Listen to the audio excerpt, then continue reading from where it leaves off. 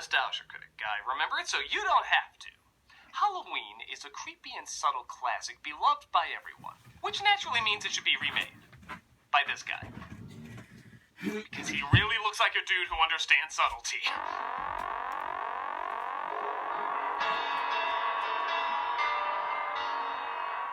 In 2007, famous rock star Rob Zombie decided John Carpenter's horror masterpiece of mass murderer Mike Myers' wacky shenanigans needed a retelling. While disliked by many, the remake did surprisingly manage to get a little bit of love from fans. Some applauded the changes and updates to the horror staple, while others saw it as gratuitously pointless. But, to his credit, the fact that it's being debated at all is a testament to the film, which would normally be bludgeoned at the mere mention of the idea. Over the years, the film has actually gained some street cred, and I'm here to ask, is it warranted? While most people agree the original is better, did Zombie actually tap into a different point of view that was unique enough to stand on its own? Did it create a version that actually does have a purpose for existing? Well, I'm here to find out. Let's give this movie a stabbing chance with the remake of Halloween.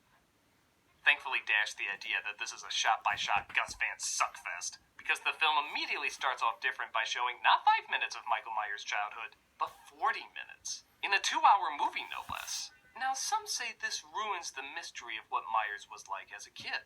Hey, look at that! Look at that! No shit!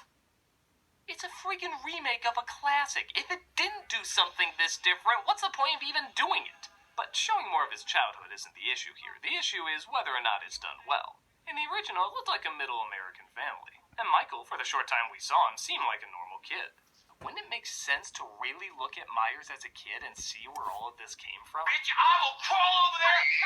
Oh, it's just redneck assholes. Got it. That's all you do is cringe. Wait, we're stuck in this environment for more than 40 minutes? You just hammered in our head in the first 2 seconds why he's crazy. Why do more? Look, if you told me someone went crazy hearing Jim Carrey do that annoying sound from Dumb and Dumber for over 10 years, I'd believe you. We surprisingly don't need to hear it for 40 minutes to get the idea. We can kind of catch on. But this falls under a genre that Rob Zombie is something of an expert on, exploitation horror. It's meant to be unpleasant, exploitive, and extreme.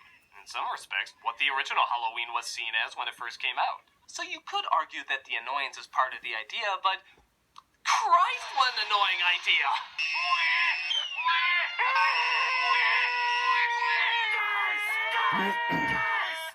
So Michael spends most of his time hurting things, screaming, and getting in pointless fights. Which is surprising he doesn't get along with people, seeing how every character in this movie is hurting things, screaming, and getting into pointless fights. Hey, tough guy. Shut up! What the hell is going on here? Fuck you. What did you say, sir? Fuck you. Mr. Principal? His mother is called in too. What else? Scream and yell. I cannot keep coming down here like this. I do not enjoy calling you down here every 5 minutes. It sure seems like you fucking do. Can I have one day of being a stereotypical hooker while my stereotypical bad son gets beaten by a stereotypical drunk dad? But groovy Dr. Loomis, played by Malcolm McDowell, is a child psychiatrist who noticed Michael's furry friends don't like playing with him very much. Typically the thrill of causing pain to smaller creatures, it's often an early warning sign. Early warning sign for what? Lady, what answer wouldn't be alarming? And then, this plays for some reason. What do you mean problems? He's a very disturbed young man. I love the look on Myers' face, like, why is that playing now? Do we do anything to cue it? Oh my god, that must be in the wrong scene. I better run to where the music makes sense. Nope, doesn't make sense out here, it's just a kid walking. Didn't this theme used to be a big deal, like they played over major moments? Okay, it's dying down now. I guess it wasn't meant to be played over anything big. Rather before something big. You go back and read your How to Use Halloween theme manual. He beats the crap out of one of the kids that made fun of him, and he returns home to watch better horror movies. Sweetie, look at me. I know things have been bad, but tomorrow we start to make everything better, okay? I'll start by taking one step away from the camera, but not two. One step at a time. His sister doesn't take him trick-or-treating, though, because she's too busy making love to her boyfriend, who... Ah! Where's William Shatner masks? Take that stupid thing off. Come on, babe. I want to do it with the mask on. Kid, how old are you? You're so bored with sex you need to spice it up already? Follow-up question. This is spicing it up? Myers Myers decides he wants to spice things up too as he duct tapes his dad and kills him. Nothing particularly motivates him to do it, he just decides, why not now? And for no additional motivation, let's throw the sister in there too. The mother comes home and finds that Michael is actually a pretty good babysitter, just not a good father, sister, or boyfriend sitter. Maybe I'll give that psychiatry thing a try. You remember nothing about getting a knife? I didn't do that. Oh, okay. I have to admit, there is something funny about him killing his family and then lying about it exactly how a little kid lies. But you were covered in blood. Whose blood was it? Don't believe the fake news. Both sides are to blame. He seems to be in denial about killing everyone, which again is an interesting mystery added on top of everything else. How much does he know and how much is a put on? Afraid you can't go home. Why? Because you've done terrible things.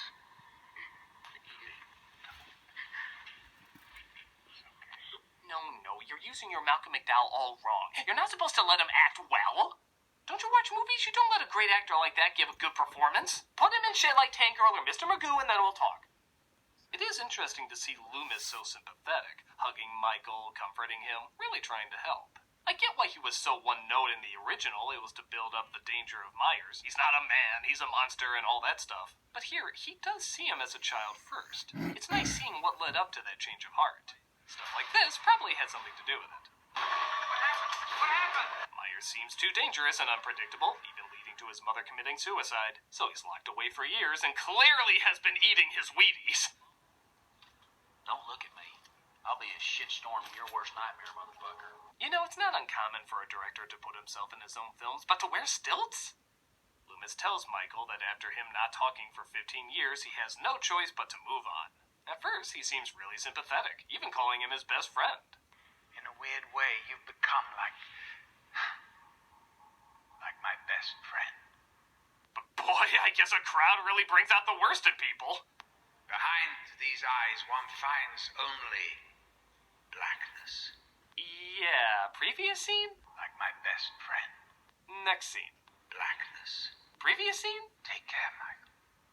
Next scene. These are the eyes of a psychopath. You sure you're not the one that needs medicine?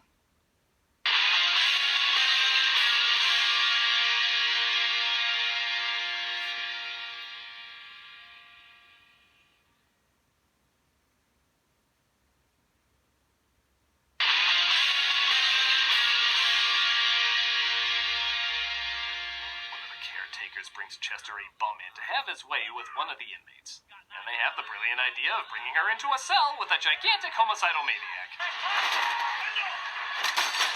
This came out of nowhere?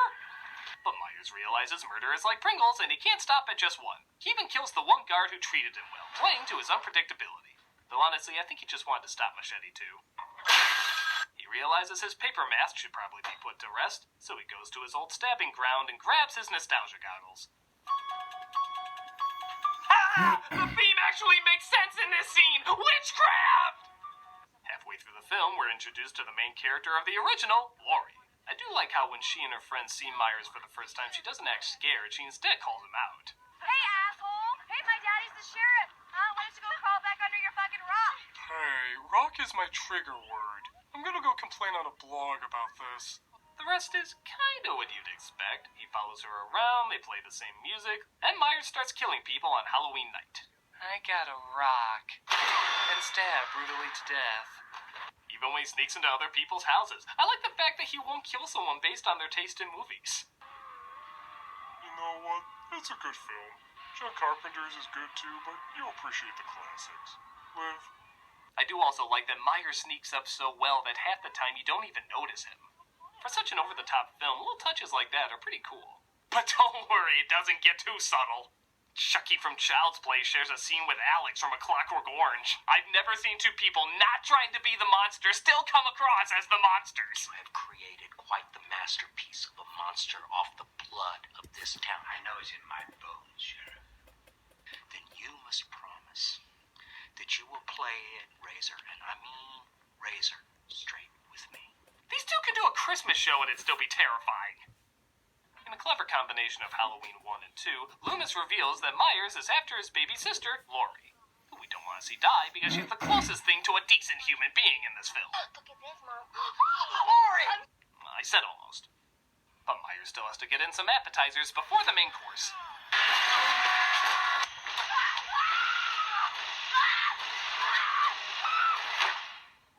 And we never know what happened to her. Or this happens to her. We just like holding shots on doors. But fear not, there's even more confusing choices. Listen to Laurie's very bizarre, dare I say, ridiculously forced backstory after her mom committed suicide. And I see this beautiful, innocent baby sitting in this bloody mess. I omit her from the report. I drive her to another town and drop her off at the nearest emergency room. As sheriffs do. Christ, his manipulation of Theoden wasn't this crazy. To serve and do whatever the hell you want, I guess. Myers finally comes face to face with her, so probably best to have everything on close-up and shaking.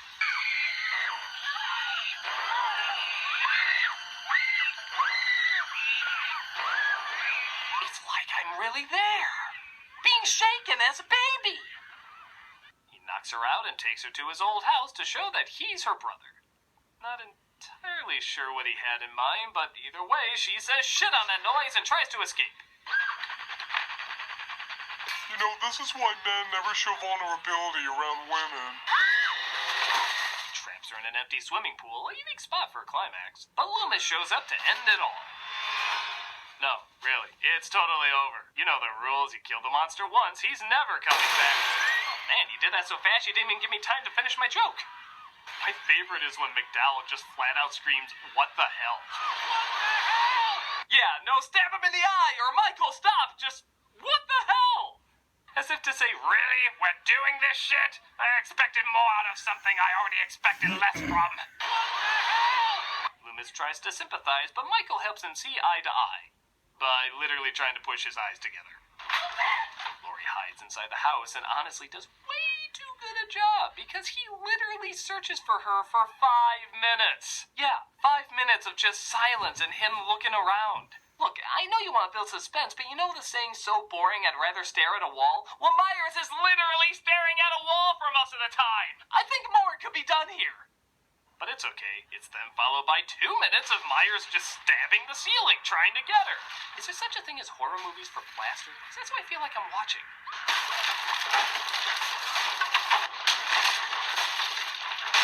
Let me guess, he's gonna hit the ceiling. I'm a wizard! And what's his great final plan to finish her off? He just runs towards her. She's like, dumbass, I got a gun. She shoots him, she screams, and that's it. Halloween! So, this clearly isn't as good as the original, but I will give it this. It is the second best Michael Myers Halloween movie. But that's coming from a series that has this. Trick or treat, motherfucker. So take it for what it's worth. I know it's different, a little clumsy, and arguably unnecessary, but in a strange way, I think it would work less if Zombie didn't direct it. The shoxploitation style has never been my thing, but it is a style that can be done good or bad. This does it good, but not great. It is a different direction, and sometimes it does tie into the traditional Halloween callbacks. It's kind of like Halloween, but in an alternate universe. The best stuff is in the mental hospital, and seeing him grow up did make me look at the killings in kind of a different way. It made me wonder what was going on in his mind when he was murdering them, while in the original you're more concerned about Laurie surviving. It's hit and miss, I suppose, but honestly for a remake of one of the most famous horror films of all time, hit and miss is pretty impressive. It's strange and doesn't always work, but the stuff that does is kind of interesting. Take a look and see for yourself. I'm a nostalgia critic guy, remember, so you don't have to.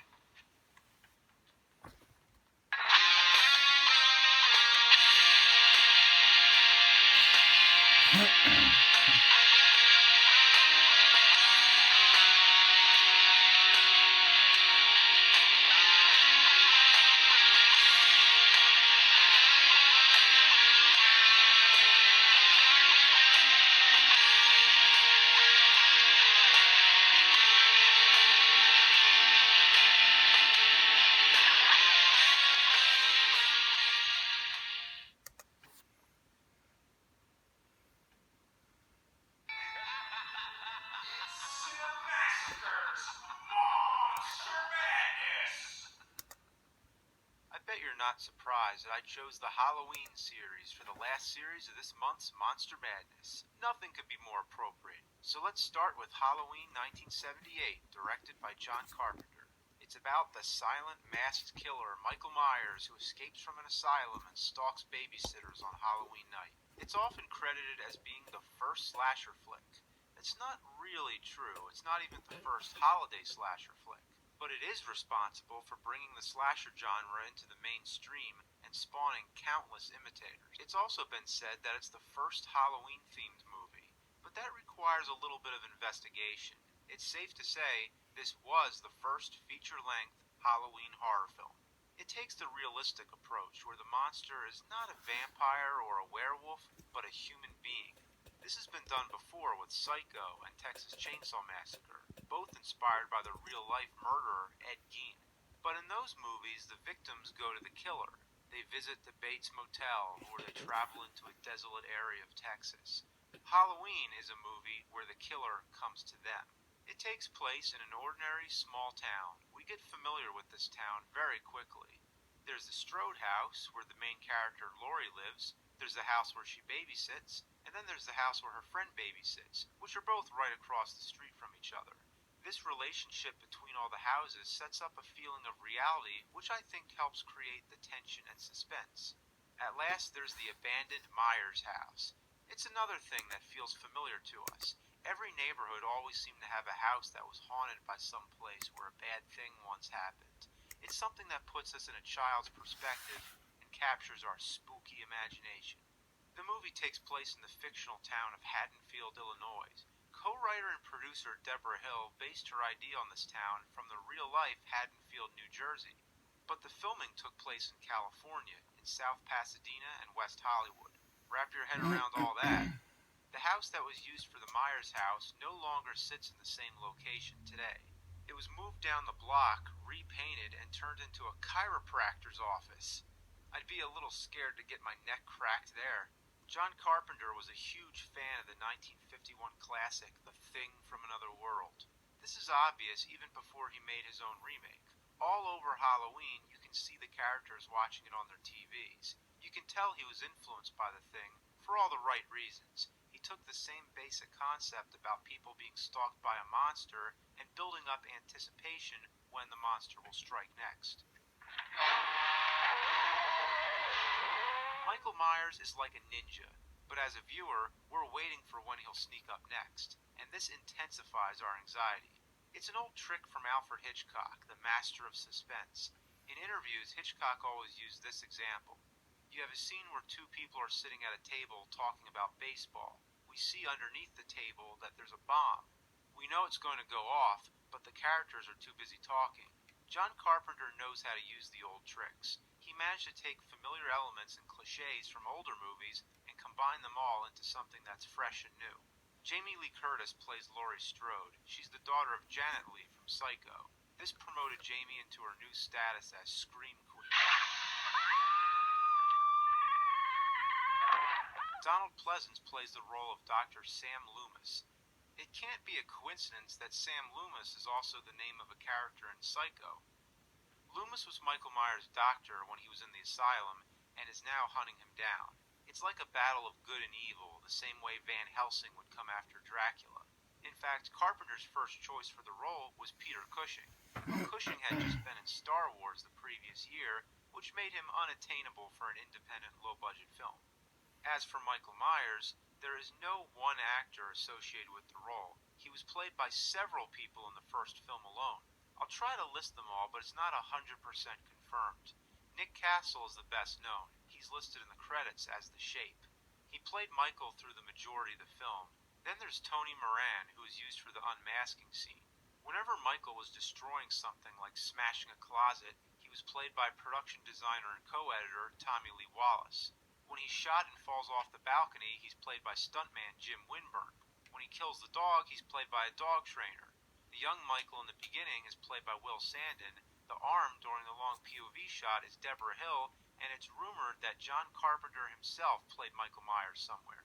But if there is any one actor that can be identified with Michael Myers, It's William Shatner. That's his face on the mask. Since this was a low-budget movie, they didn't make their own mask. They went to the store and bought any mask they happened to find.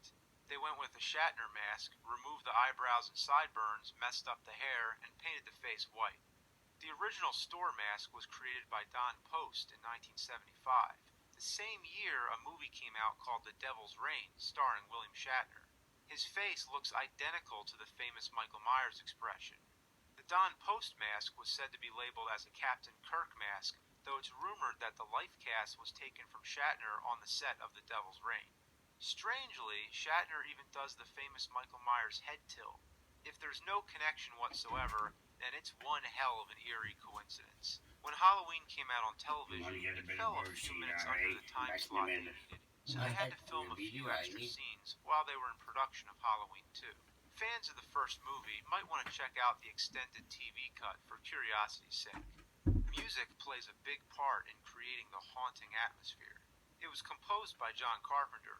Without this music and shrieking sound effects, it probably wouldn't be as scary. I think part of the reason it's so scary is because it starts out kind of slow. It lets your guard down, it builds up, and then it hits you in the face. I think there are many boring scenes in the first half, like when the girls are walking around and talking. Except for Laurie, they act so ditzy and use the word totally way too much. Totally. Totally. Totally. Totally. Totally. Totally. Totally. Totally wiped out. I don't think you have enough to do tomorrow. Totally. Some of the dialogue is downright awful, but it's hilarious, and in the long run, it makes the ending more terrifying, because you're not really expecting it. The final chase scene with Laurie is still one of the best of the slasher genre. The chase goes across the street back to the house she's babysitting, and has multiple false endings. By the end, you're exhilarated, and it works with every repeated viewing. There's something special about this movie, because it's low budget and not overproduced. Every subtle thing about it, like the dead leaves blowing across the street, it all just feels so real and legit. I try to make it a tradition to watch it every October, ideally on Halloween night. That's the perfect mood. Let me set it up. Turn out the lights, light up some jack-o'-lanterns near the TV, start the movie when the night is still early enough so that trick-or-treaters are coming to your door. But don't answer the door because you're watching Halloween. Put out a witch's kettle full of candy and let those little fuckers help themselves. The sounds you'll hear at your door will set up the perfect ambience. By the time you get to the final chase scene, you'll be completely immersed. As the movie ends on one of the greatest cliffhangers of all time, get up and take a peek out your front window, looking out onto the quiet night street. With the music filling the background and the sounds of Michael breathing, you'll swear he's out there somewhere. In the whole Halloween series, Halloween 2 is the only sequel that seems like it had a purpose of being made. The first one ended on a cliffhanger with Michael Myers on the loose. You can just hold that in your mind, that unresolved feeling that he's still out there. Or if you want closure to the story and you want to see what happens next, then you can watch Halloween 2. It's nice to have that closure, but it also sort of demystifies the first movie. Out of all the sequels, it's definitely the most closely connected with the original. John Carpenter returns as the writer, and all the characters that lived through the first movie are still here. Jamie Lee Curtis and Donald Pleasance naturally slip right back into their respective roles. The biggest connection with the first movie is that it still takes place on the same night. It literally picks up right where it left off. Dr. Loomis is running around trying to find Michael Myers again, knowing that he's dealing with a bulletproof killer whose essence is that of pure evil. Laurie Strode has been taken to a hospital after her traumatic experience. Michael's going around stalking and killing random people until it's revealed that Laurie was adopted by the Strode family and that she is really the second sister of Michael Myers. He killed his first sister in the beginning of the first movie, so now he's trying to finish the job and kill Laurie too. Again, it may have demystified some of the motives behind it. I think usually the least you know about Michael Myers, the better. But it is a sequel, so they needed to come up with some new kind of twists. Michael Myers kills people in new ways by shoving someone's face into boiling hot water and jamming a needle into someone's head. It makes you cringe and reminds you how the first movie didn't really need to show much of the murders. This is the beginning of a long tradition where each film has to try to up the ante. One part I have mixed feelings about is when Loomis finds a trick-or-treater who happens to be wearing the same Michael Myers costume. I like the idea that it acknowledges that this is Halloween night and there's a lot of people walking around dressed up, so that gives a reason why Michael Myers can be so difficult to spot.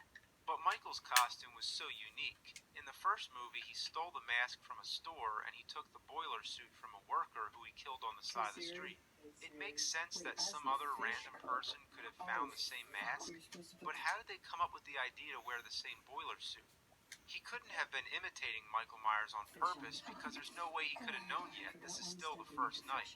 The one thing I love about this scene that I find hysterical is when the police car hits him, rams him into a van, and explodes. It comes out of nowhere. The guy was just walking across the street.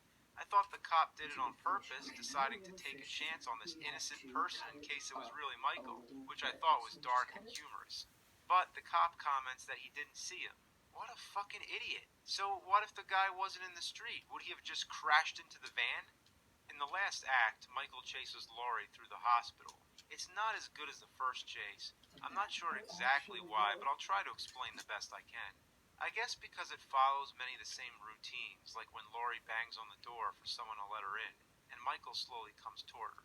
In the first movie, the fact that Michael takes his time is legitimately creepy, but now it feels like something's off. It feels like he should just hurry up if he wants to kill her. I know that would defy the rules if he ran, but it's a tricky subject. It goes all the way back to the Universal Mummy sequels in the 40s, when the mummy Karras would always follow people while literally dragging his feet. The mummy moves so slow, but somehow always manages to catch up to its victims. Since then, slow-moving killers have been common, like the zombies from Night of the Living Dead and subsequent slasher villains like Jason Voorhees. They tried to counteract this by raising the stakes. Laurie can't move as fast because of the injuries she took. They also changed the setting from a neighborhood to a hospital. I'm not sure if that helped any. I think it makes it less scary. Because we see Michael more often than we should. He's out in the open, walking down long hallways. It also seems like a hospital is a place where she should have been more safe. It doesn't have a solitary feeling like before. It's something about the setting and the pacing that made the first movie more frightening. The final showdown repeats the same formula, with Loomis coming to the rescue. Except things take an unexpected turn. Michael stabs Loomis with a scalpel. Laurie shoots out Michael's eyes, blinding him. He comically swings the scalpel all over the place. He keeps swinging and swinging. This is the only part of the movie which I think is embarrassingly awful. Loomis turns on a gas valve and sacrifices himself by blowing the place up. We see Michael walking around on fire, which again brings to mind The Thing. But Michael doesn't get much further. The fire takes its toll and he burns to a crisp. The first time in his career that he's been indisputably dead. It's a good sequel, just not as good as the first. It looks like they tried. They really tried, but it proved to be impossible to catch the same creative lightning twice. John Carpenter left the series and moved on to other projects, which were much better choices. Now, let's talk about Halloween 3. You understand, with Monster Madness, I do one review a day till the end of the month. But we don't have that many days left, so my first instinct was to drop Halloween 3 altogether because it's not really part of the same series. It was meant to take Halloween in a new direction as an anthology series with a different Halloween story each time. But everyone was confused why it had no connection with the previous films other than the parts where you see the original Halloween playing on the TVs. This movie was so hated and misunderstood that I included it in a video I made called Top 10 Sequels That Aren't As Bad As Everyone Says. I might as well just use the same clip, so if you haven't seen it before, you can see it now. Check it out. Halloween 3, Season of the Witch. I have not once ever heard anyone criticize this movie without focusing their entire criticism on the fact that Michael Myers is not in it. I'm surprised no one complains about Season of the Witch. There's no witches in the movie. Let me start off by saying the Halloween series should have ended right after 2. The last we see of Michael, he's a burning corpse. That's deader than he's ever been in the whole series. That should have been sequel-proof. So, they decide to take the series in a different direction and make it an anthology series, each with a different Halloween-themed story. Imagine all the things that could happen on Halloween. I think it would have been far more interesting if they continued in this direction instead of rehashing the same Michael Myers story over and over again. Yeah, looking back, with all the sequels that have come after it, it doesn't make sense to call it Halloween 3 anymore, especially when they stopped numbering the sequels after 5 anyway. And it's even more confusing for most people that the first 2 movies had Michael Myers. They both took place the same night and are very much like a two-parter, so the third movie sticks out like a sore thumb. So, forget that it's a sequel to Halloween, because it really isn't, and don't think of it as a slasher movie, because it's not. It's about an evil mastermind who wants to return Halloween to its sacrificial origins. This is a guy who celebrates Halloween hardcore. Death scenes are really grotesque. Tell me this movie doesn't have balls. It shows kids getting killed. It uses Halloween as a consumer device, a corporate giant that literally devours all the children. It's a different kind of Halloween movie that should be appreciated in its own right. I think Halloween 3 was the best since the original because it was, well, original. The audience could not open their minds and only wanted Michael Myers. They only wanted the same thing over and over again. And that's what they got. Halloween 4, The Return of Michael Myers. One good thing I can say is that the opening credits scene is fantastic. It's all shots of a farmland with your average everyday Halloween decorations, which seem to be overtaken by a dark presence in the air. The appropriately colored orange titles seem to glow in contrast with the gloomy scenery.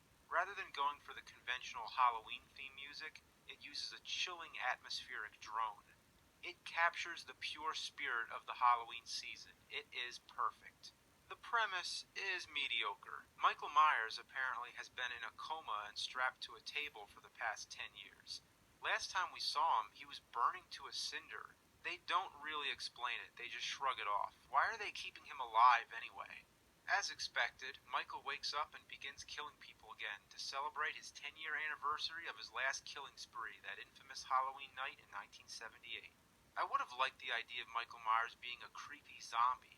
His flesh should be all burned off. I think it's really a missed opportunity to give Michael a new creepy look, but instead, he's the complete opposite of what you'd expect. He's too bulky and his shoulders are hunched up like a football player. It's also kind of funny how Michael needs to assemble the same costume again. The first thing he does is kill a mechanic and take his suit, then he goes into a store and steals another mask. Of course, you couldn't imagine Michael without the same white mask. It's iconic. But this time, it's so cheap looking. In the first movie, it looked kind of dirty, the hair was all mess, but now the hair is all straight and it doesn't work right. I can't really explain it, but the mask just doesn't seem genuine this time. Dr. Loomis is back again. Yeah, somehow he survived being blown to bits. You know what brought them both back? Box office dollars. That's what. But you know, I'm glad he's back. Yeah, it's the same old shit. Loomis runs around trying to put a stop to Michael Myers and tries to convince the townspeople who are too stupid to remember what happened the first time. He doesn't have much new material to work with, but he plays it off serious and does a great job. Donald Pleasance is always great, and this movie is no exception. The best character in the whole movie is actually a guy who only has one scene. I'm talking about the whiskey-chugging reverend who Loomis hitches a ride with. This guy is awesome. Laurie Strode is the only major character that doesn't return. It's explained that she died, but they don't elaborate very much. She has a daughter named Jamie Lloyd who lives with her foster sister Rachel. They're both likable characters. Jamie becomes the main target for Michael Myers. The young actress Danielle Harris does a great job, especially during the chase scene. Like in the second movie, it addresses that there are other people who wear the Michael Myers costume. But it's taken a step further with a whole crowd of pranksters doing it as a joke. What idiots would play a joke on police officers hunting a mass murderer? Pretty funny, guys. You could have gotten yourself shot. Even regular people like hunters and truckers are trying to track down Michael. It's like a contemporary version of the angry villagers in Frankenstein. The most hilarious thing that happens is when Michael picks up a gun. Yes, that's right, Michael Myers with a gun. As if that's not surprising enough. He aims it like he's about to shoot, and then he stabs with it. Pretty effectively, too. It goes right through the goddamn wall. How strong is he? Who the hell goes around stabbing people with a fucking gun? Does he shoot people with a knife? The ending is a bit anticlimactic. Michael falls down a mine shaft, and then he's declared dead.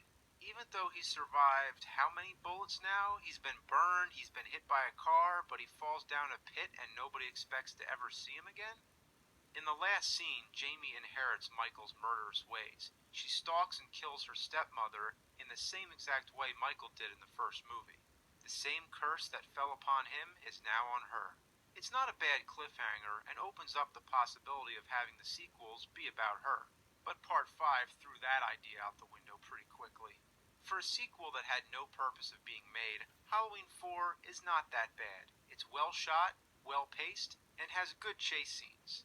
It's a flawed but satisfying 10-year anniversary to the first film. It felt like the occasion was right. They could have stopped right there. But oh no, they didn't wait long to make Halloween 5. After the financial success of Part 4, they rushed the next one into theaters no more than a year later, and it shows. The subtitle is The Revenge of Michael Myers. It's on all the posters, but not on the actual title screen. I'm not sure who he's getting revenge on anyway. It begins with a recap from Part 4, showing Michael being shot a gazillion times and falling down the mine shaft. I never considered that a conclusive death. But wait, this time they throw a stick of dynamite down there? Well, if you would have shown me that before, I would have accepted it. As expected, Michael escapes and lives with a hermit for an entire year before he wakes up from a deep sleep and kills the poor guy. The entire setup to Michael's niece Jamie being the new killer is completely ignored.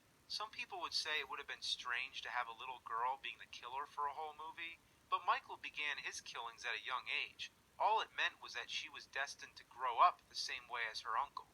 But this idea got flushed down the shitter. Jamie is now traumatized and being treated in a children's mental hospital. She's having nightmares about her uncle and shares some kind of psychic link with him. It's not explained very well, and it's not a very original idea either. In the beginning of Halloween 4, she's having the same kind of nightmares, which in itself was strange because she had never met her uncle yet.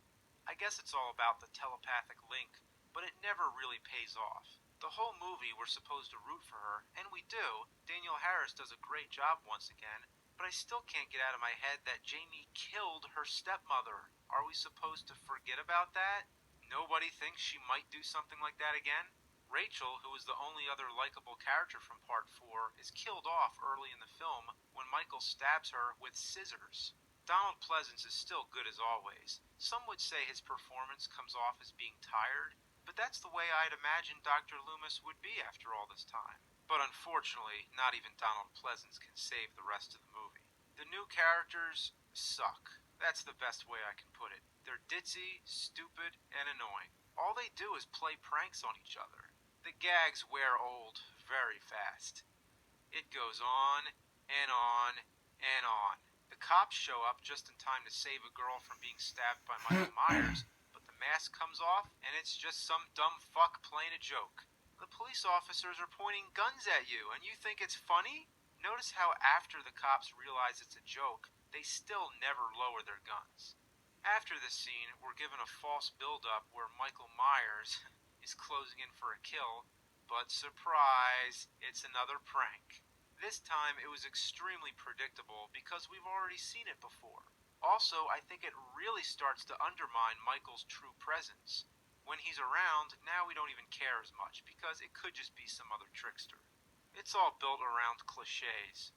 Once all the characters are disposed of, the focus goes back to Jamie and Michael Myers, and then the movie starts to salvage itself a little. I like the part where she's in the laundry chute and when Dr. Loomis is talking to Michael, but there's still many ridiculous moments, like when Michael chases Jamie in a car. Even when driving, he really takes his time. The final chase ends up at the Myers house, but now it looks absolutely nothing like it did in the first movie. What happened? It's just like the Frankenstein castle, always changing. Maybe it was a tribute. Let's talk about Michael a little bit. His mask looks way scarier than it did in Part 4, but I still disagree with the choice to use such a large man to play him. One thing unusual is that you actually see his true face, twice. The first time is in the beginning when he's in the hermit's house. It's a background shot, but you can clearly see him unmasked. The second time is a touching moment near the end when Jamie calls him uncle. He takes off his mask, and yes, it's kind of dark, but you can still see the face. I remember back in the day, I used to pause this shot to get a good look. The VHS version must have been darker because back then I couldn't see a thing. The close-up of his eye shedding a tear is strange because his eyes were shot out in part 2, and after all the abuse he's been through, I don't think he should have looked so perfect. Then you see another shot where you can briefly see his face in the light. He looks just like an ordinary guy. I still say he should have been like a zombie. Oh, would that have been too much like Jason Voorhees? Well, who came first now?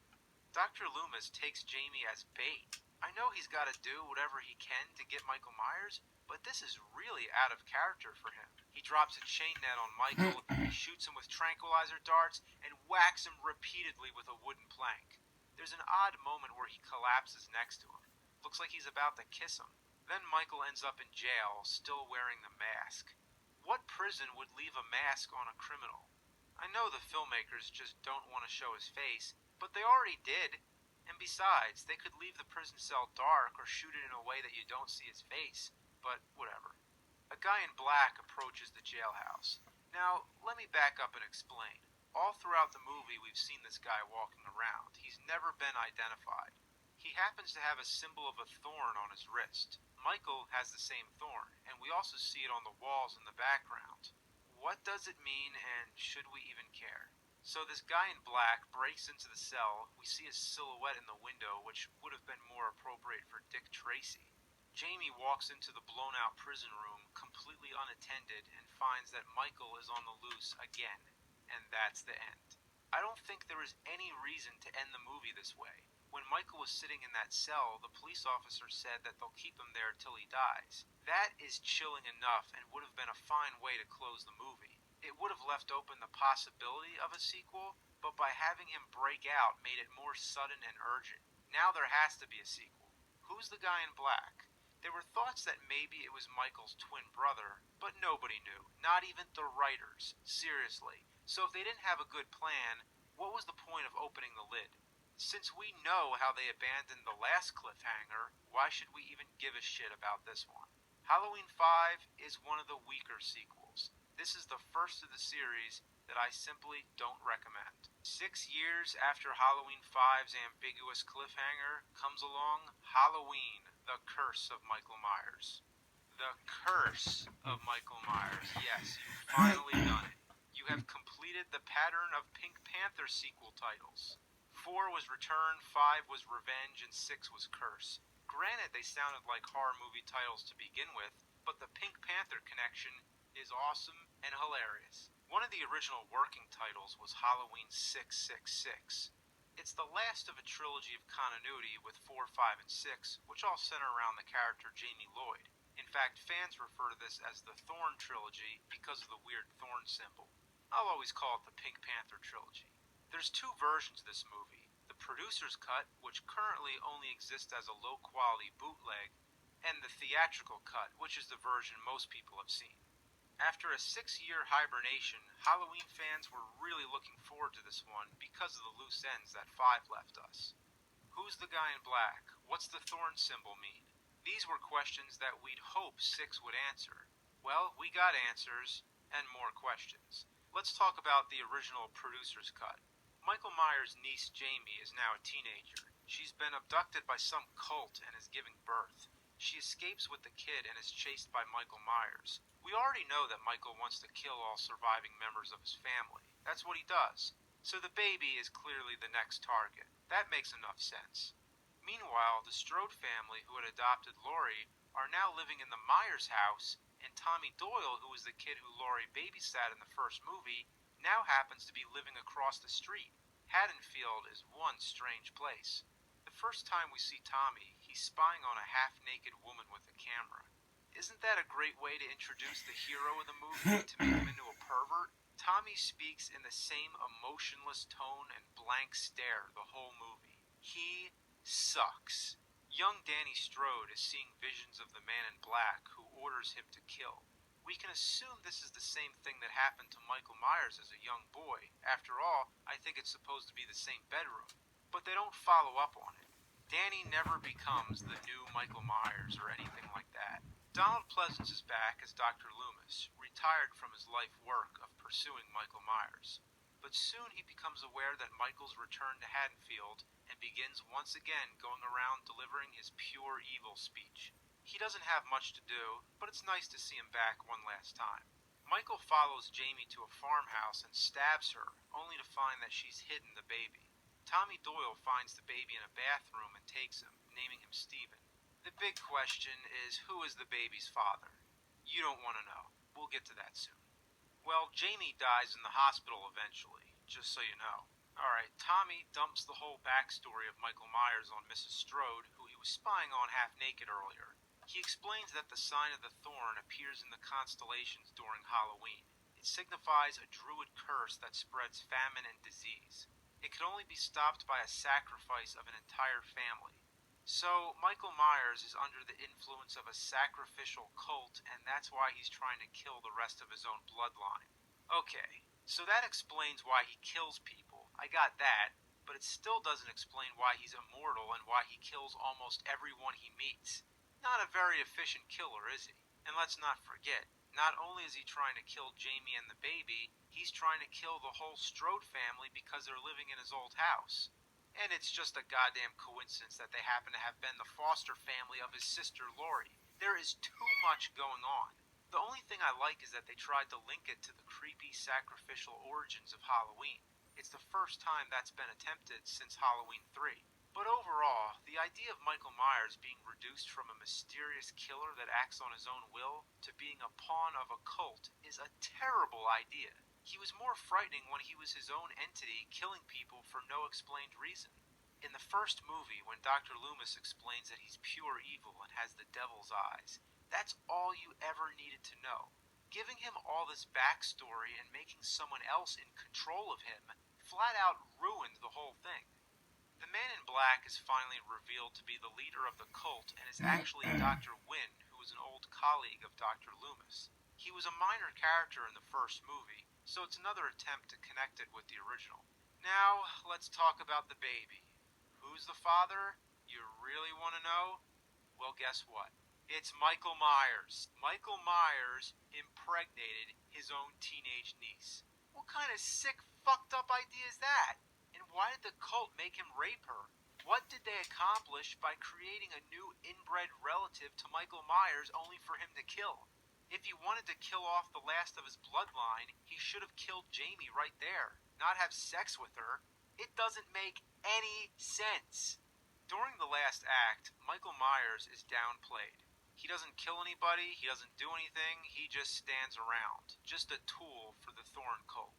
He is put to rest in the most absurd way imaginable. Tommy stops Michael by placing a bunch of stones on the floor to make an anti-Thorn symbol to repel the curse. This renders Michael motionless, standing in place like a statue. And that's it.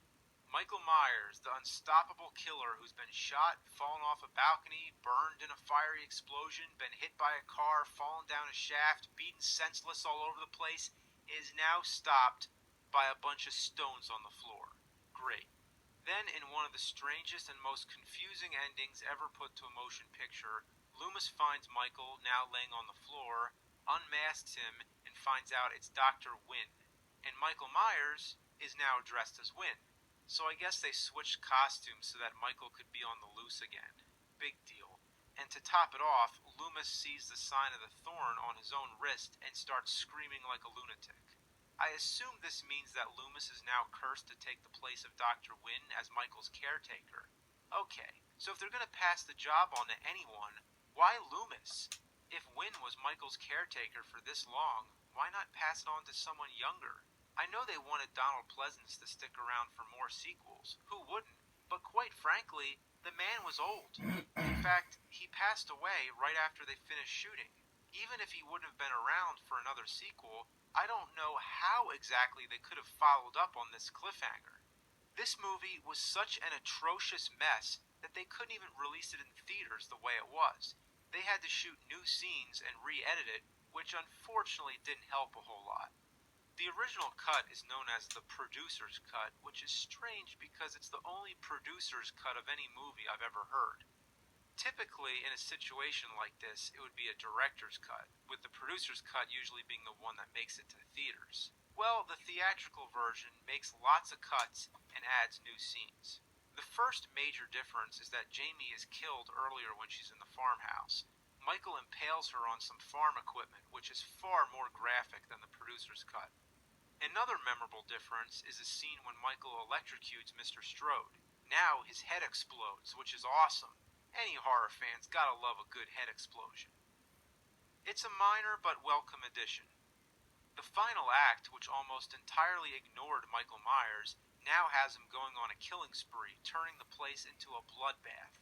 The strobe effect is a bit excessive, but at least it reinstates Michael Myers as the uncontrollable killing machine that he's supposed to be, and not just some cult leader's henchman. Unfortunately, a lot of Dr. Loomis is cut from this version, and he's absent during most of the last act. So it's a trade-off. You either get more Loomis or more Michael Myers. The ridiculous stone ending is scrapped, rightfully so, but instead we get another ridiculous ending. Tommy beats Michael to a pulp with a lead pipe. For no good reason, there's all these strobe flashes. Is he bleeding green? If it's supposed to be blood, it's definitely not red. Tommy's such a schmuck. Look at that cocky grin. And believe it or not, this is how Michael meets his end. Are you kidding me? A fucking pipe? That's the best idea they could come up with? Then we see one last shot of Dr. Loomis, taken randomly from the original cut where he says he has unfinished business. What's he gonna do, beat Michael with that cane? Then we cut to a shot of the mask with a needle next to it and hear Dr. Loomis scream. The scream is taken from the original cut when he saw the thorn on his wrist. It's the last sound Donald Pleasence ever uttered on film. What a way to go out. Any way you look at it, Halloween 6 is a mess. A great, big, incoherent, convoluted, and spectacular mess that shits all over the Michael Myers legacy. You don't have to take my word for it. The producer's cut seems to have gotten unanimous praise from fellow horror fans. Sorry, but in my own opinion, both are horrendously bad in their own ways. The producer's cut is the one that explains Michael Myers is Uncle Dad. I'm better off without that explanation.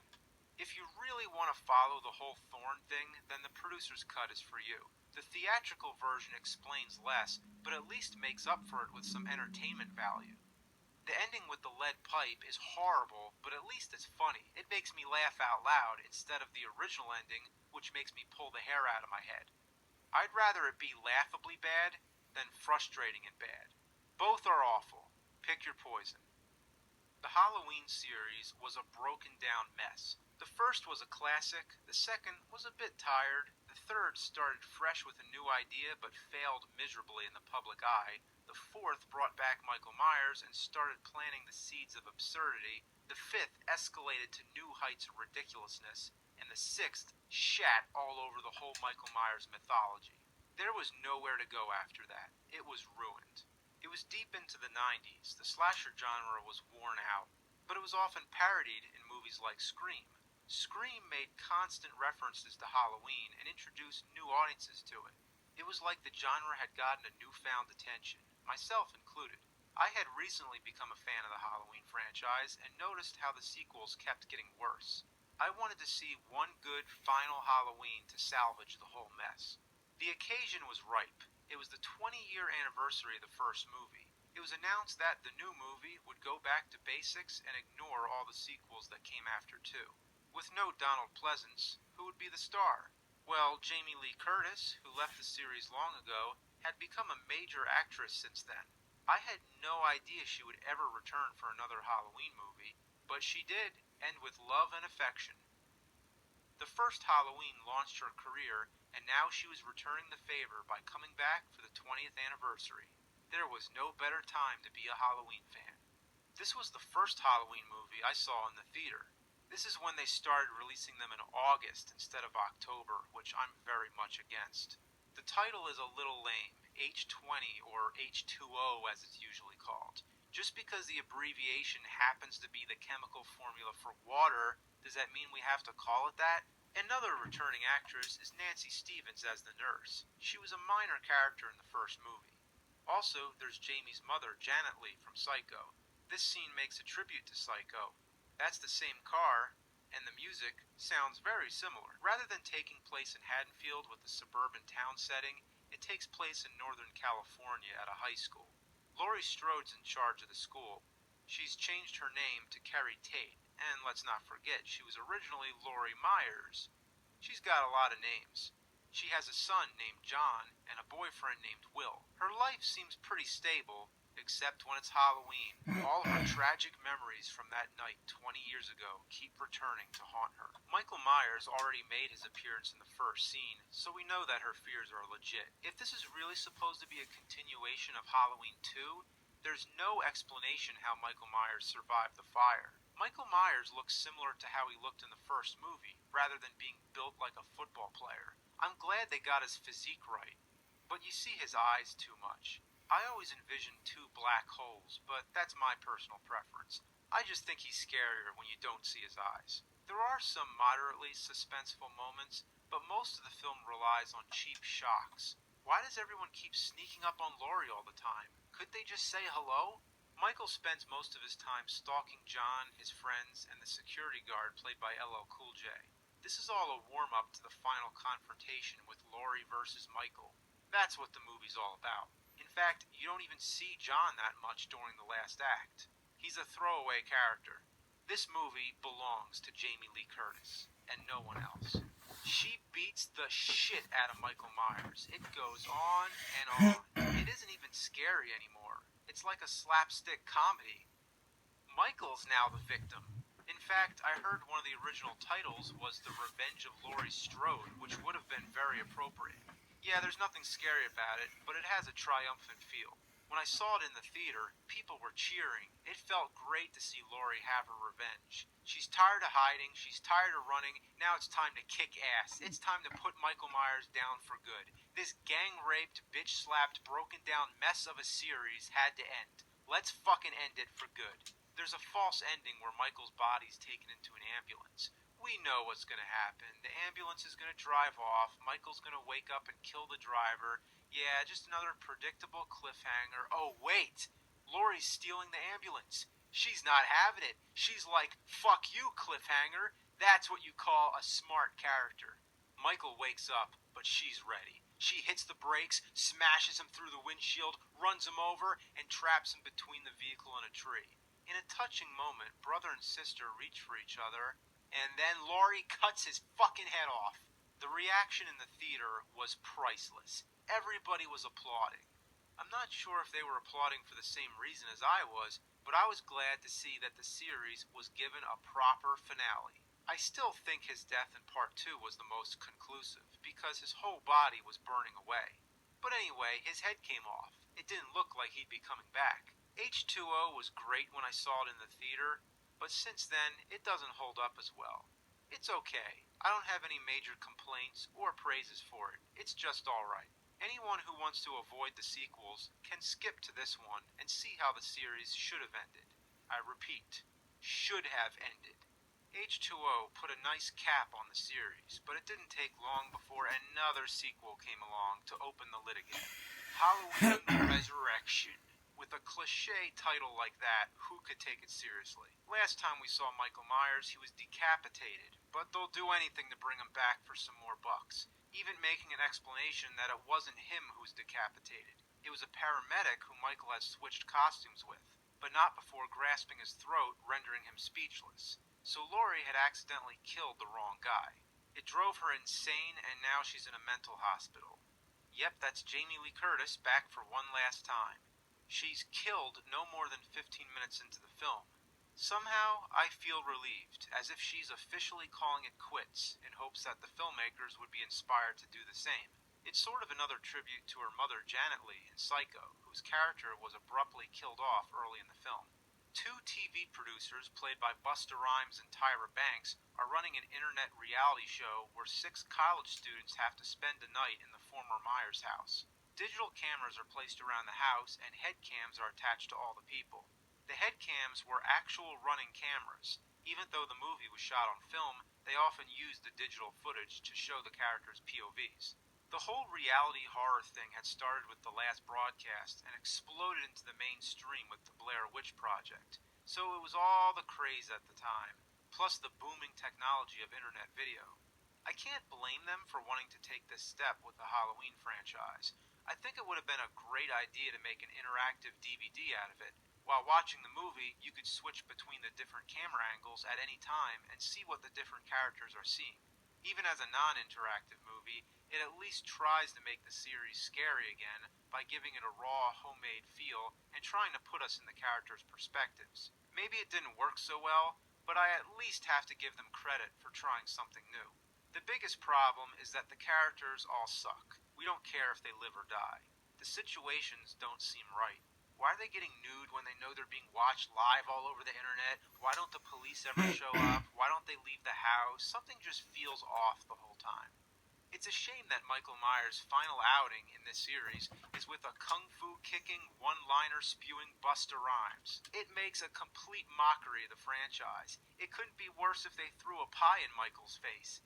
There's a part earlier when Busta Rhymes is dressed as Michael Myers, trying to scare the people in the house, but he runs into the real Michael Myers and thinks it's another person stealing his act. There's something incredibly funny about Busta Rhymes shouting in a Michael Myers costume. The ending has Michael burned, but then he gets up again, leaving us on another bullshit cliffhanger. Out of the whole Halloween series, I have the least amount of feelings for this one. I didn't see it in theaters and pretended it didn't exist. It wasn't until much later when I finally broke down and watched it.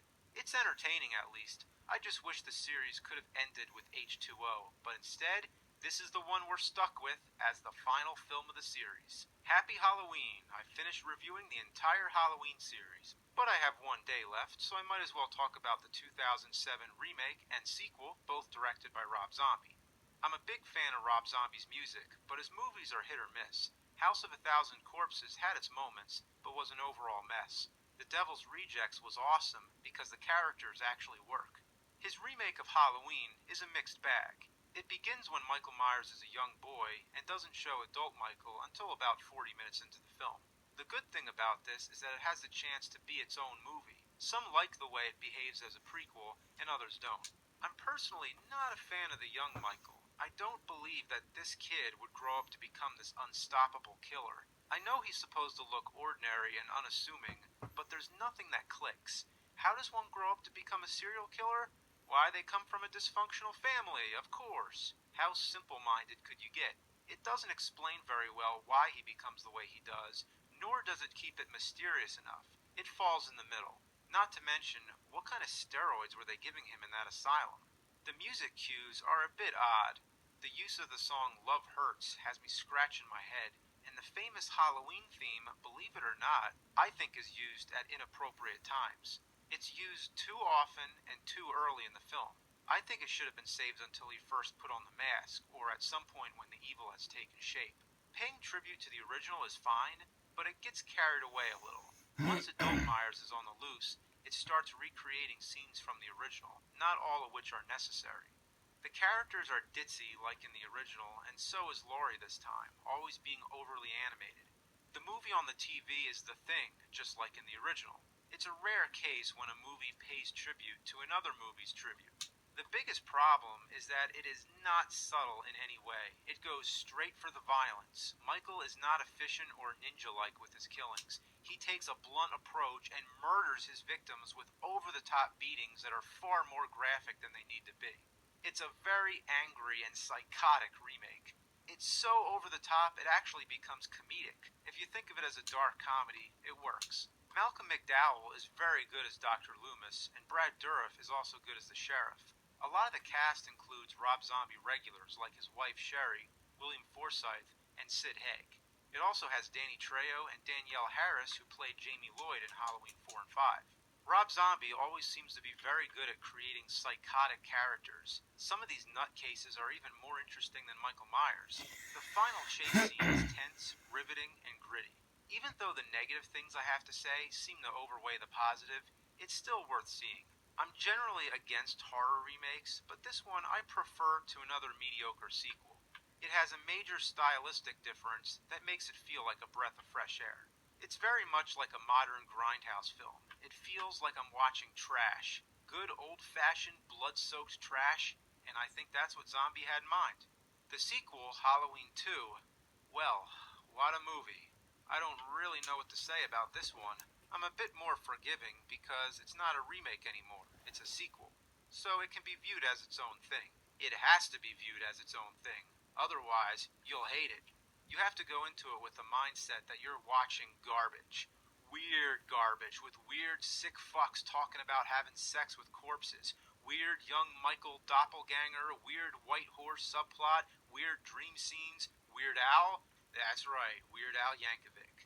Watch this scene where Michael stabs the fucking crap out of the nurse. I never thought the idea of Michael Myers killing someone would ever be so funny. But it's hilarious because it is so ridiculously over the top. How many times does he need to stab her? Then there's a long pause, and he stabs her one more time for good measure. The timing has to be intentionally funny. Check out this scene where he smashes a naked stripper's face into a mirror again and again and again. Jeez. The characters go through major changes, which I think is a good idea to keep it fresh. Laurie is now traumatized and gets all punked out, no longer the happy-go-lucky chick from the first movie. Dr. Loomis is now a bitter man who's criticized in the press for exploiting Michael Myers in a book he wrote. It's very exaggerated, but Malcolm McDowell still manages to make it work. Visually, it's a great film to look at. The dream scenes and the party scenes at least make it feel like it's Halloween. The Halloween theme music is sorely missing. The last one overused it, but this one doesn't use it at all until the end credits. Michael Myers spends a lot of time walking around unmasked and has taken the appearance of a hobo. In the last scene, his face is shown illuminated and in close-up. He's played by Tyler Mane, but looks mysteriously like Rob Zombie. And believe it or not, he actually speaks. Die! Die? After all the years of Michael Myers never speaking, the first thing he says is die? For a guy who goes around killing people, it seems a little redundant. What's really strange is that I don't remember this part when I saw it in the theater. It seems they changed the ending for the DVD, at least the one I have. In the version I remember seeing in the theater, Laurie stabs Michael with a knife, and that's how he dies. It didn't make any sense because at the end of the last movie, he was shot point blank in the face. So if he can survive being shot, how can he be killed by being stabbed? In the DVD version, he's gunned down by police officers. It still doesn't make sense because he's been shot several times before, but at least it's better than the theatrical ending. Halloween 2 is the most bizarre mainstream horror sequel I've ever seen released by a major studio. It's a movie that doesn't give a fuck. This concludes Monster Madness 2011. Now go watch some scary movies. I'll try to do the same. It's Halloween, and everybody's entitled to one good scare.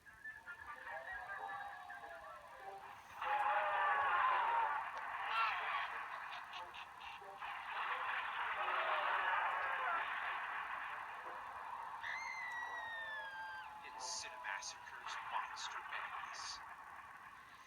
Happy fucking Halloween! Hey guys, it's BMT115 here, and I'm here to bring you guys my list for the top 10 worst to best Michael Myers masks. This is gonna be... Okay guys, one more Halloween video, and I think that's it.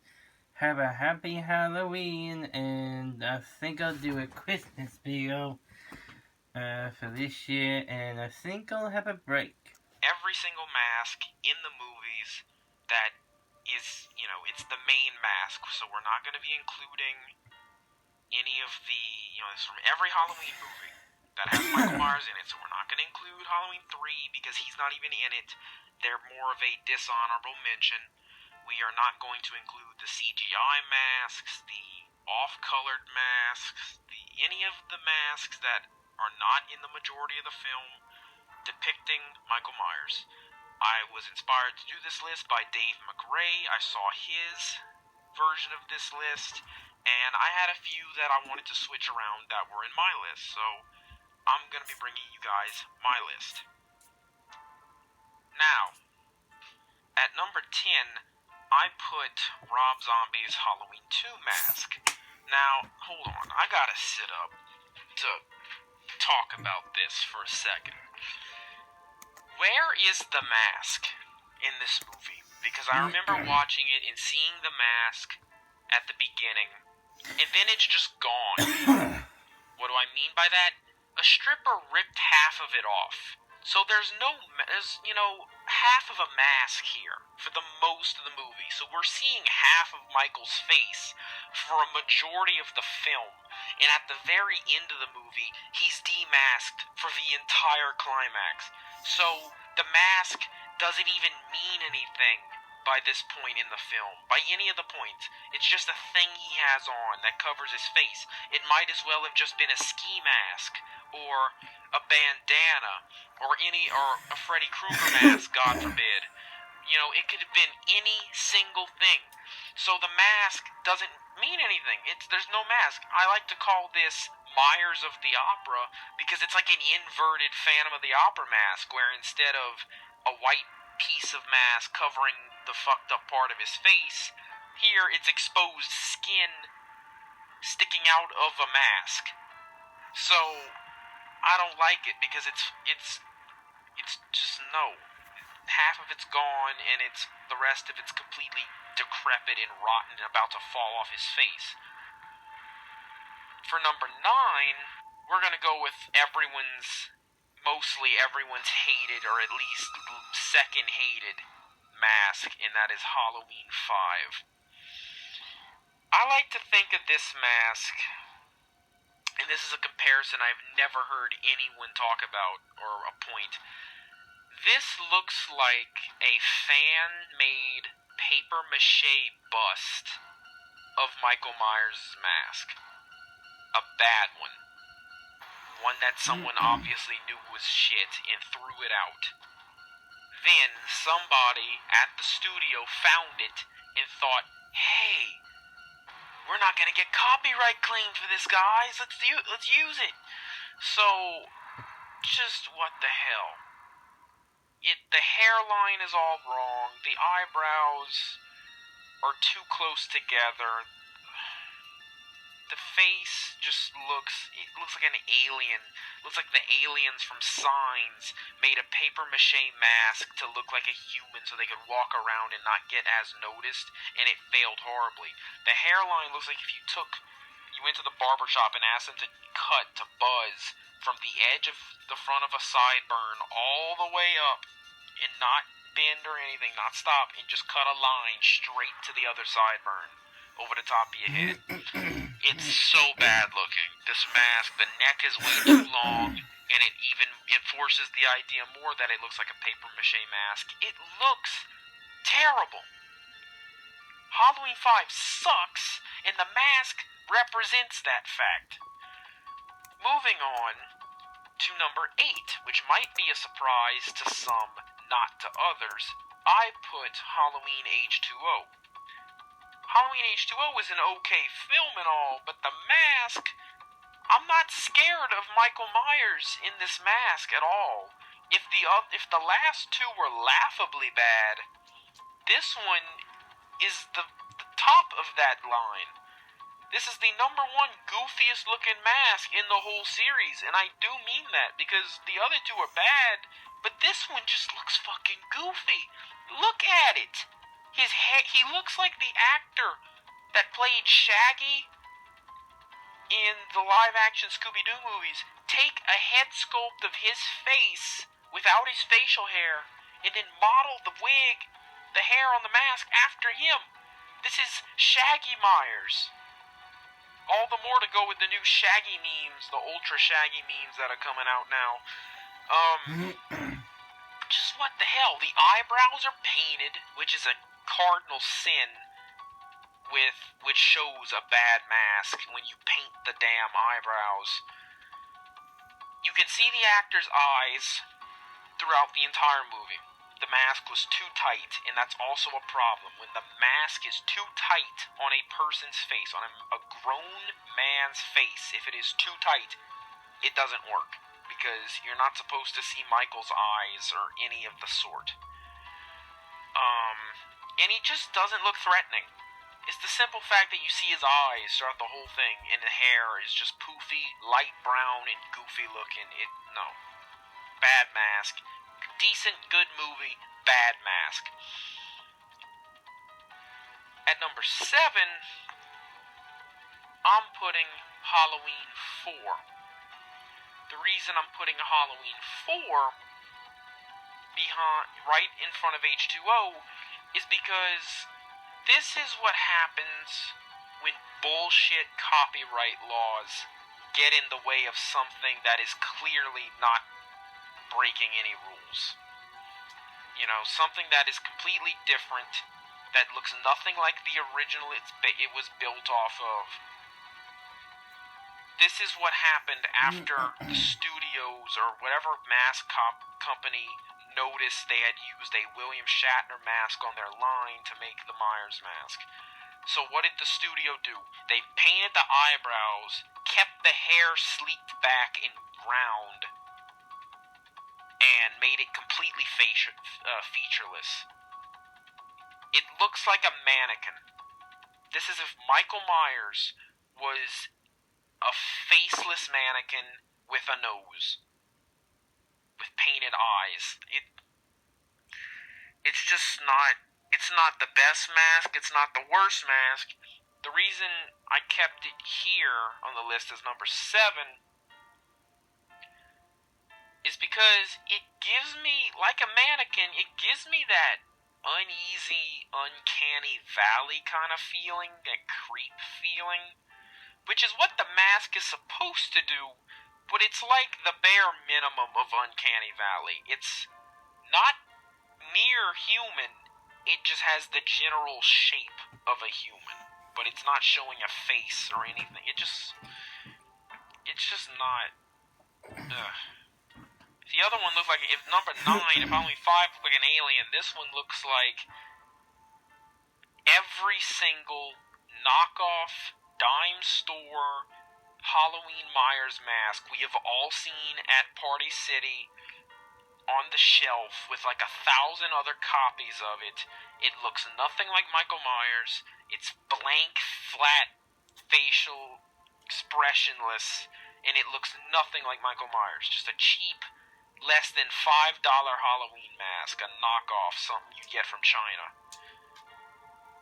Anyway, we've all seen it. This is what we've all been stuck with on the shelves. Basically the Halloween 4 mask, and it looks terrible.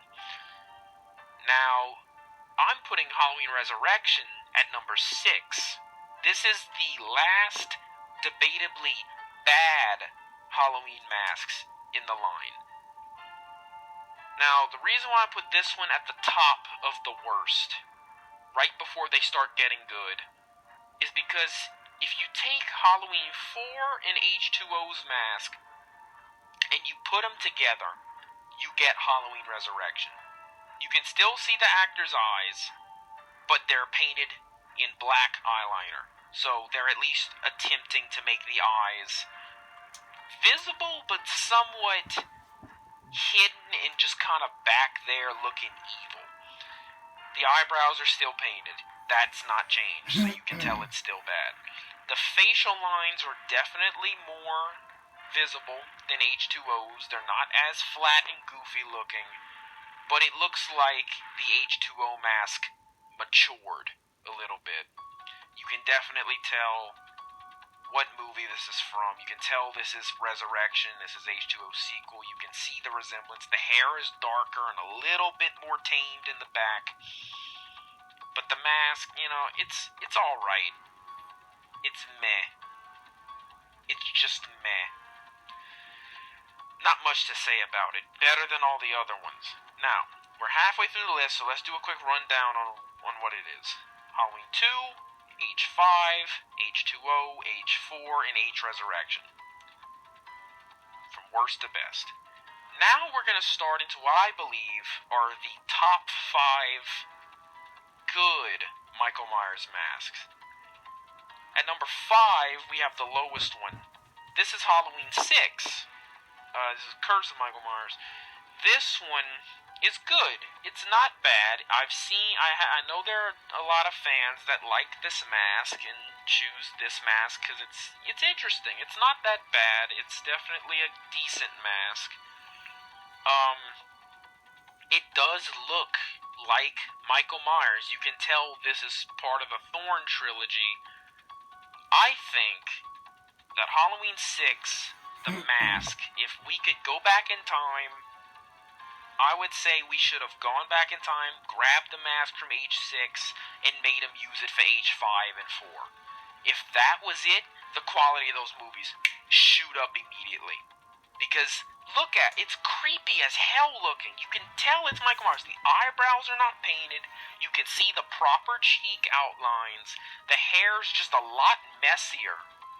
It's just a lot messier. The neck is still a bit long. But you can, it's big, it's covering the actor's face, you don't see his eyes at all in the whole movie, it's creepy as hell looking. It's not a bad Myers mask, to be honest, it's not that bad. It's not the best, but it's not the worst. It's number 5, it's right there, right next to Resurrection. If Resurrection's the best of the worst, then this is the worst of the best, if you get what I'm saying. Not a bad mask. Now, Halloween, Rob Zombie's remake for Halloween 2007, I put this one at number 4 simply because of the way they chose to go about this mask. If we were left with a slightly decrepit version of the mask we saw at the beginning of the movie when young Michael had put it on to kill Judith, this mask would be a little bit higher on the list, but it doesn't quite get there, simply because the majority of the film we see a damaged, an over-damaged, I like to say, stitched up mask that it looks just like Michael Myers. It looks good. It's a great mask. I just think the way they aged it doesn't work. I'll give you a real-life example. I own a Hellraiser Pinhead mask that my dad gave me that he's been having for years, and it's very heavily aged. It's like old 80s, 90s latex, so you can tell that it's aged roughly 20 to 25 years, I'd estimate. Now, it does not nearly look that bad as the Rob Zombie Halloween mask. This mask looks like it's got a big stitch in on the cheeks. The top on the forehead looks like it's cracked, like it's made of porcelain or something, or some kind of plaster. It doesn't look like latex, and that's really concerning to me, because if you're gonna rot a latex mask ages like a real human face. It doesn't display these weird-ass rot lines that are very specific. And I mean, the mask was under the floorboard, so while it wasn't in the best conditions, it also wasn't exposed to much air either. So it should be the color, but the really intricate lines they've cut into the mask just don't work for me. And we'll get back to the Pinhead mask example in a few minutes. Number 3 is Halloween 2. Now, I can already hear you guys in the comments going, ooh, it's the Halloween 2 mask is the exact same mask they used in Halloween 1. It's the exact same mask. Why'd you put it number 3? I know what you think I'm going to say, and it is what I'm going to say. It's because of Dick Warlock's bone structure in the mask. Now, what doesn't work with this mask, color-wise, paint-wise, the neck is too orange. It looks like they went and repainted and did the exact same thing that they did with the first mask. And if it is, fact check me if I'm wrong. I don't know if they kept the mask at the end of the original Halloween and then they just brought it back and put it on Dick Warlock, and this is what we got, because the first mask didn't have that pronounced orange on the neck. So I really think they just took the same mask and repainted it. Like the same kind of William Shatner mask, just repainted it and recut the eyes. I think they just remade the same mask. My issue is that, imagine Darth Vader's helmet, right? And we've seen very different versions of it in the films. You know, you can see subtle differences in the way they've got it chromed, the size, the way the angles are. But imagine if the helmet was a little too wide. Not super wide, but just enough to notice it.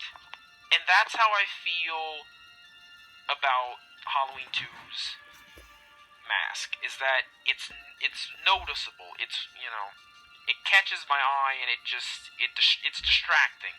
The fact that his head went from being normal to being so wide for some reason. It's just distracting to me. I'm not a fan of how wide the head got and how orange the neck is. It's still the same exact William Shatner mask. It's just the fact that it's so wide is just too distracting for me to overlook. Now, here's number 2. Number 2, I'm going to put the brand new Halloween 2018, or H40 as people are calling it now. I'm putting this mask at number 2 because not only is it based off the 1978 mask, but this is what they did right versus the Rob Zombie one. They properly aged it. The Pinhead mask I own, like I said, it aged like human skin. It's frail. It's a lot thinner than it was 5 years ago because I've pulled it out and it's definitely changed. And there's no harsh, jagged lines in it. It's just faded. The paint's worn down. There's crease lines everywhere, just like you see in the picture. When I see this mask on screen and in the film and in action, I truly do believe that this is the exact same mask Michael wore in 1978, that it's been sitting in some DA's office, some evidence lockup in a cardboard box for 40 years, and that only recently have they pulled it out and got it stretched. You know, it's dusty, it's old, it's moldy, it's rotting, it's old. That's what a latex mask will look like in 40 years if treated properly. Or improperly, depending, because this mask was just, Michael was sweating a lot, I'm sure, and they just took it off of him and then threw it in a box and just locked it up. So you got a stinky, sweaty, latex-riddled mask, and of course it probably rotted like hell. So, but you get the idea. This is the same mask, and this is just the aged variant. Which is why, of course, on everyone's list, you've got to go with the original 78. And at the very least, put it at number 3. That is the lowest spot I morally can put the H1 mask, the 1978 mask. On anyone's list, you can't really put it any lower than 3. Because once you start putting it lower than 3, then you start filling it in with all the other bad masks. Seriously, look at this roster we've got. Just over half of these masks are not good. 6 to 10 are just bad, and 5 is debatable. The top 5 I could easily see being a lot of fans' favorites, but the bottom 5, I don't see many people that support this mask, and the ones that do are just in an extreme minority group or only like the mask because of the film it's in. I'm mostly talking about H2O and 4. But we're just talking about the mask. Without the 1978 base mask, you can't have any other variant. Because there wasn't going to be any other variant. You're not going to get the rotted version of the 2018. You're not going to get these variants that you see in Halloween 4, 5, and 6. You're not going to see Rob Zombie's version, because without the original 1978 mask, there wouldn't be that image for them to work off of and change the mask around and see what new things they could do with it. Which also means you wouldn't get the complete pieces of shit you'd see like 9, 6, 10. You just wouldn't see all of that. But anyway, just a little side note on the 78 mask and a little bit of news regarding the mask production. It took them so long, I don't know who owned the William Shatner mask production-wise, for them to finally lift the copyright ban on it. Because we've been able to, Trick or Treat Studios has been able to license and sell the H2 mask for so long. I don't know what legal issues they were having with the H178 mask, because it's the exact same fucking mask. It's the exact same mask. So I don't know what they were dealing with. I'm not saying it's their fault it took them so long. I'm just saying what took them so long, if you know what I mean. Like, I want to know what was going on that took so long for them to license get the license for the mask? Like, who are these copyright holders and what do they think? Because the mask looks nothing, by default, looks nothing like William Shatner.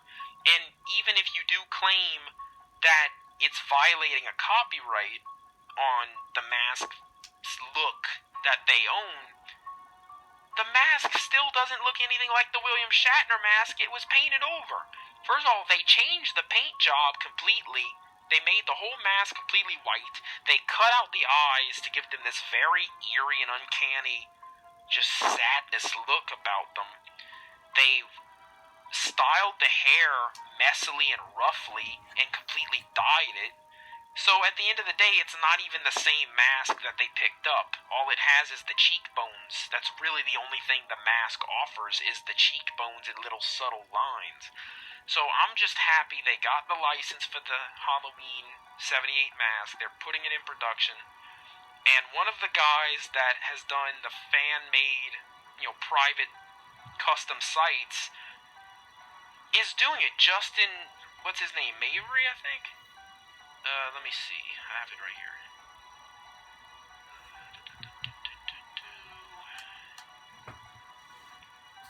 Let's see. I think it's Justin Mabry. That's his last name. So yeah, and he's the president of, let's see. He's the character design, and so he has been doing all of the Halloween head sculpts. So he's doing all of the Halloween masks, pretty much, and he's doing the greatest one, so he has experience.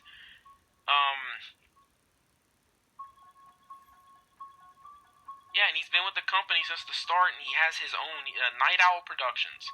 So go check out Night Owl Productions, and you'll see what I mean, because his masks that he's made for his company are really filmatic. They are really good.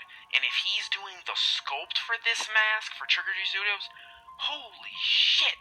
That's why I jumped on that pre-order when I could, because I knew they were going to sell out immediately. They're still open right now because it's only February, so I jumped on a pre-order holding spot for this because I was about to get the 2018 mask when the film came out, but then I saw how vastly different they were on the mass production line. Some people's were orange and really wide, like the H2 mask. If you took the H2 mask and just gave it the lines and scars and made it yellow, that's what I've seen some people's look like. And then others that I've seen right off the line with the proper lighting and camera effects made it look just like it's out the movie. So I didn't really want to take a chance and get a bad mask for $60. But this one, the only thing I have a worry over is the paint. The way they're going to paint the mask. Because the sculpt, I don't see any issues with the sculpt on this mask. This mask looks amazing, sculpt-wise. My only issue, if you can see on the bottom of the neck, is that little hinge of orange that they've got going. I don't know what the hell they're going to do on the line, painting that wise, because if you guys remember their Halloween 2 masks, the whole neck is orange, like pumpkin orange, and it is ugly. It does not look good at all. So I really hope that they stick with this very subtle paint job on their masks. You don't really need to do too much around the face and everything else once it's all white.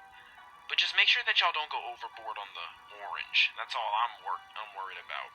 But other than that, I've got this thing on pre-order, and I'm just gonna wait for them to see what's going on, and I'll do a review on this mask when it comes out. So anyway, this has been my ranking list from worst to best Halloween Michael Myers masks, and dishonorable mention goes to Halloween 3. Because the masks themselves are good, they're very unique and classic looking. It's not Michael Myers, guys. So, yeah, that's my list.